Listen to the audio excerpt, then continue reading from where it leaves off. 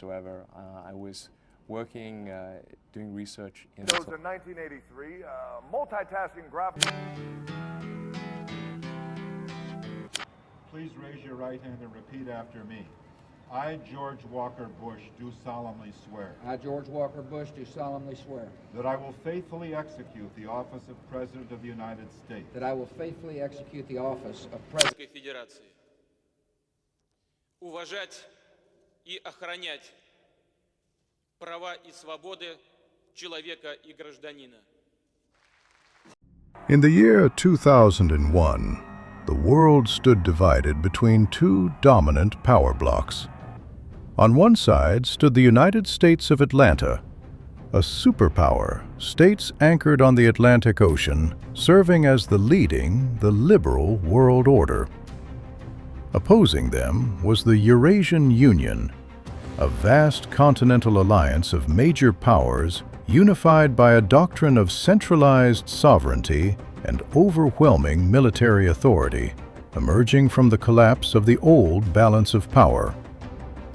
After the election, the new President Putin, the Eurasian Union began expanding its political and economic influence into states across eastern and central regions of the continent. In response, the Atlanta convened a summit in Malta in 2001, resulting in the formation of a new military alliance, the Northern Atlantic Security Pact, or NASP. Its objective was clear: to deter Eurasian expansion and balance power alongside allied frontier states.